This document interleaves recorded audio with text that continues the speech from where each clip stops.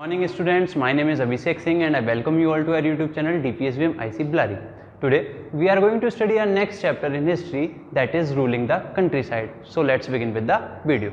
देखिए बच्चों, पिछले वीडियो में या पिछले चैप्टर तक हम क्या पढ़ चुके थे? पिछले चैप्टर में हम पढ़ चुके थे कि 1757 में क्या होती है? बैटल ऑफ प्लासी होती है। और फिर अगर हम बात करें तो 1764 में क्या होती है? बैटल ऑफ बक्सर होती है। Battle of Buxar. और इन दोनों ही युद्ध में कंपनी ईस्ट इंडिया कंपनी क्या कर जाती है? ईस्ट इंडिया कंपनी की विक्ट्री हो जाती है। हमने बात करी थी 1757 में बैटल ऑफ प्लासी होती है, 1764 में बैटल ऑफ बक्सर होती है और दोनों ही बैटल में ईस्ट इंडिया कंपनी जीत जाती है। और जीतने के बाद 1765 में ट्रीटी ऑफ इलाहाबाद साइन होती है। ट्रीटी ऑफ इलाहाबाद साइन होती है। अब इन दोनों बैटल में जीतने के बाद कंपनी को क्या क्या मिला था? कंपनी को एक तो बंगाल वाला एरिया, उड़ीसा वाला एरिया और बिहार वाला एरिया जो था, इन एरिया पर, इन तीनों एरिया पर जमींदारी राइट्स मिल जाते हैं। क्या मिल जाते हैं? जमींदारी राइट्स मिल जाते हैं। 1757 battle of Plassey, 1764 battle of Buxar, 1765 treaty of Allahabad और ट्रीटी ऑफ इलाहाबाद के बाद ही क्या मिलते हैं? दीवानी राइट्स मिल जाते हैं। कंपनी को क्या मिल जाते हैं? दीवानी राइट्स। ठीक है जी, दीवानी राइट्स। ये तो बात थी पिछले चैप्टर की। ठीक है, अब हम अगर हमारे इस चैप्टर की हेडिंग के बारे में बात करें, चैप्टर के नेम के बारे में बात करें, तो चैप्टर का नाम है ruling the country side. Ruling the country side. Rule करने से आपको मतलब पता ही है क्या करने से होता है? राज करना, किसी पर राज करना। ठीक है, रूलिंग का मतलब राज करना।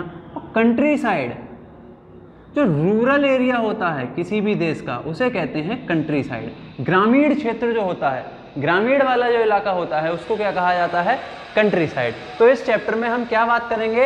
इस चैप्टर में बात करेंगे कि जब कंपनी का एक तरीके से रूल स्टार्ट हो जाता है, इनडायरेक्ट रूल स्टार्ट हो जाता है। 1757 में बैटल ऑफ प्लासी जीत जाते हैं, फिर 1764 में बैटल ऑफ बक्सर जीत जाते हैं और 1765 में ट्रीटी ऑफ इलाहाबाद साइन करके उसके बाद उन्हें जब दीवानी राइट्स मिल जाते हैं, तो उसके बाद कंपनी किस तरीके से आगे की प्रक्रिया करती है, उसके बारे में हम इस चैप्टर में पढ़ेंगे। तो मैंने इस चैप्टर को आपके लिए कुछ पार्ट्स में डिवाइड कर दिया है और इस चैप्टर को मैंने आपके लिए 6 पार्ट्स में डिवाइड करा है। सबसे पहले बात करेंगे हम कंपनी बिकम्स द दीवान।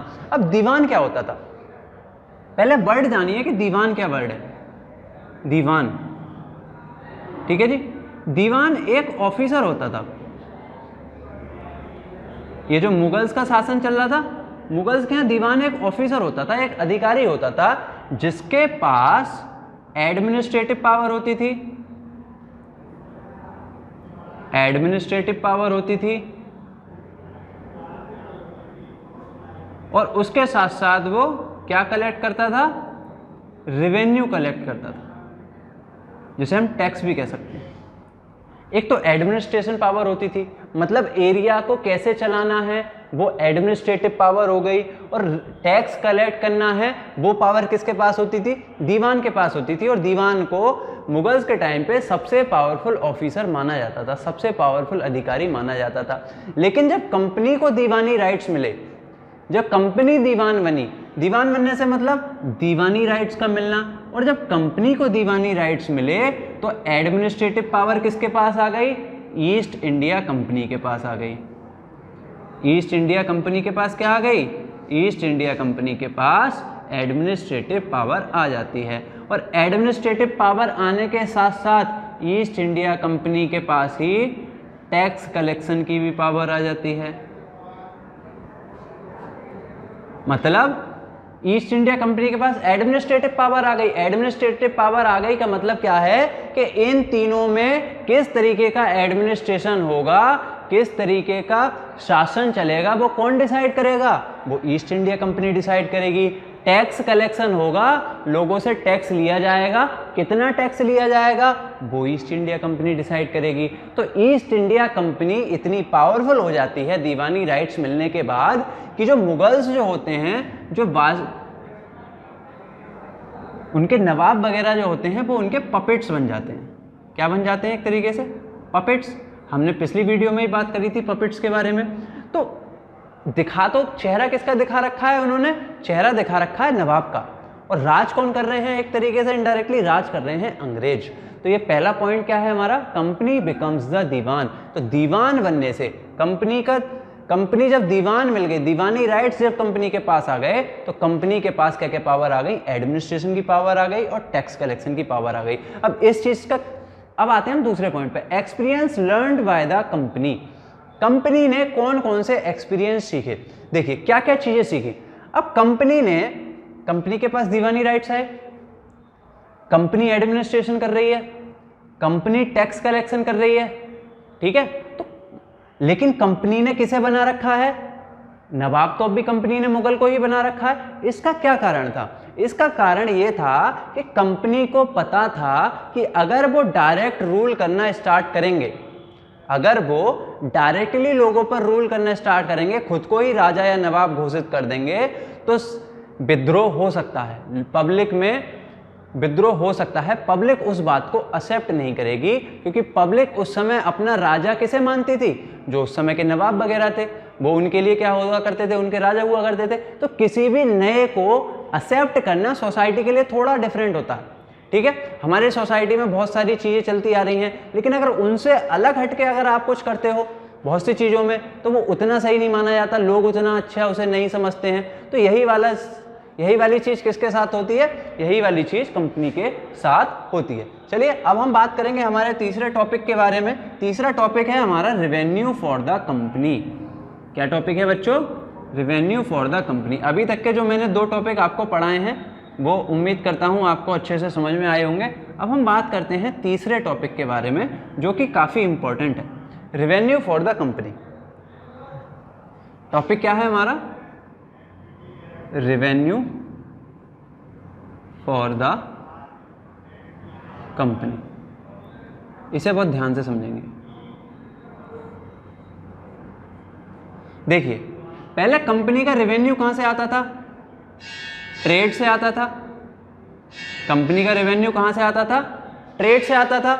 लेकिन कंपनी का रेवेन्यू जब ट्रेड से आता था, तो दीवानी राइट्स मिलने के बाद देखो कंपनी टैक्स कलेक्शन कर रही है। कंपनी क्या कर रही है? टैक्स कलेक्शन कर रही है। तो कंपनी टैक्स कलेक्शन भी कर रही है, इसके अलावा ट्रेड भी कर रही है। तो कंपनी की रेवेन्यू एकदम से बढ़ेगी कि नहीं बढ़ेगी? जाहिर सी बात है कंपनी की रेवेन्यू बढ़ेगी।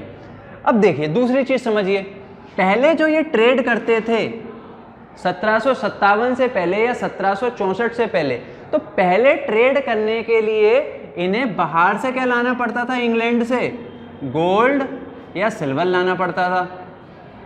गोल्ड और सिल्वर बाहर से आता था, विदेश से आता था। कहाँ आता था? इंडिया में आता था। और उससे ये गुड्स को खरीदते थे, सामानों को खरीदते थे। बाहर से क्या आया? गोल्ड और सिल्वर इंग्लैंड से लेकर आते थे, उससे यहाँ पर सामान खरीदते थे और इस सामान को कहाँ ले जाते थे? इंग्लैंड ले जाते थे। और इंग्लैंड ले जाकर इस सामान को, ब्रिटेन ले जाकर इस सामान को क्या कर दिया करते थे? सेल कर दिया करते थे, इस सामान को बेच दिया करते थे। इतना सिस्टम चल रहा था, इतना सिस्टम चल रहा था। लेकिन जब टैक्स कलेक्शन उन्होंने स्टार्ट कर दिया, तो टैक्स कलेक्शन स्टार्ट करने के बाद टैक्स कलेक्ट करके उनके पास क्या आने लगा? मनी आने लगा, रेवेन्यू आने लगी। तो पहले जब वो ट्रेड करते थे, व्यापार करते थे, तो व्यापार करने के लिए जो उन्हें कुछ सामान खरीदना है, अगर व्यापार करने के लिए कुछ सामान खरीदना है, तो उसके लिए गोल्ड और सिल्वर बाहर से लाए जा रहे थे। लेकिन जब से टैक्स कलेक्शन स्टार्ट हुआ, जब से दीवानी राइट्स मिले, तब से क्या हो गया? मनी तो उन्हें इंडिया से ही मिलने लगा, रेवेन्यू तो उन्हें इंडिया से ही मिलने लगी। अब इसी रेवेन्यू का इस्तेमाल करके क्या खरीदेंगे? वो गुड्स खरीदेंगे। और वो गुड्स कहाँ जाएंगे? इंग्लैंड जाएंगे। और इंग्लैंड जाकर बेचे जाएंगे। पहले ये कहाँ से आ रहा था? ये आ रहा था ब्रिटेन से। पहले सोना चांदी कहाँ से आ रहा था? ब्रिटेन से। अब मनी कहाँ का जा रहा है? इंडिया का। पहले ब्रिटेन से पैसा आया, ब्रिटेन से मनी आया या ब्रिटेन से गोल्ड सिल्वर आए, उससे सामान खरीदा कंपनी ने, वो सामान इंग्लैंड में जाकर बेच दिया। लेकिन दीवानी राइट्स मिलने के बाद उन्हें इंडिया में ही आमदनी होने लगी। अब इंडिया के पैसे से इंडिया का सामान खरीद के इंग्लैंड को बेच रहे हैं, तो धीरे धीरे इंडिया से पैसा जाना स्टार्ट हो गया, नहीं हो गया? ड्रेन ऑफ वेल्थ स्टार्ट हो गई कि नहीं हो गई? हो गई ना। तो ये कंसेप्ट है revenue for the company. Company को जैसे ही रेवेन्यू स्टार्ट होती है, कंपनी क्या करना स्टार्ट कर देती है? Company drain of wealth start कर देती है अपने प्रॉफिट में। पहले गोल्ड और सिल्वर इंग्लैंड से इंडिया आ रहे थे, लेकिन इसके बाद क्या हुआ? इसके बाद हिंदुस्तान से गोल्ड और सिल्वर कहाँ को जा रहे थे? हिंदुस्तान से गोल्ड और सिल्वर जा रहे थे आपके ब्रिटेन में। इतनी चीज आपको अच्छे से समझ में आई होगी। चलिए जी, अब हम हमारे नेक्स्ट टॉपिक के बारे में बात करते हैं, crisis on Bengal. Crisis on Bengal. देखिए जी, 1765 में ट्रीटी ऑफ इलाहाबाद होती है, लेकिन 1769 में 1769 में एक बहुत ही अजीब वो चीज होती है कि उस साल पड़ जाता है सूखा। उस साल क्या पड़ जाता है? सूखा। उस साल मानसून आता ही नहीं है। अब मानसून नहीं आता है तो राइस की जो क्रॉप होती है वो हो ही नहीं पाती है, राइस क्रॉप नहीं हो पाती। ठीक है, उसके बाद 1770 का टाइम आता है, फिर से सूखा पड़ जाता है और फिर से राइस की जो क्रॉप थी वो नहीं हो पाती है। और राइस उस समय का मेन इंग्रेडिएंट हुआ करता था, मेन फूड इंग्रेडिएंट हुआ करता था, जिसको खाकर लोग अपना गुजारा किया करते थे। तो उस समय इतना खाना तो हुआ नहीं करता था कि लगातार 2 साल तक सूखा पड़े, तो अनाज की हो गई किल्लत। अनाज की इतनी किल्लत हो गई कि बंगाल में उस समय लगभग 3 से 3.5 करोड़ की आबादी थी। बंगाल में कितनी आबादी थी? 3 से 3.5 करोड़ आबादी थी, और उसमें से 1 करोड़ आबादी की डेथ हो जाती है। लगभग 1 करोड़ आबादी की क्या हो जाती है? मृत्यु हो जाती है। जितनी आबादी थी उसके 30% आबादी की मृत्यु हो जाती है। किससे? भुखमरी से, सूखा पड़ने की वजह से लोगों की मृत्यु हो जाती है। ठीक है, इसी को हम कहते हैं फेमाइन ऑफ 1770, फेमाइन ऑफ 1770। ठीक है, अगर आपसे एग्जाम में कोई पूछे कि फेमाइन ऑफ 1770 के बारे में बताइए, तो आप अच्छे से उन्हें बता सकते हैं कि 1769 में बंगाल में सूखा पड़ा। उसके अगले साल 1769 में सूखा पड़ा, फिर 1770 में भी सूखा पड़ा।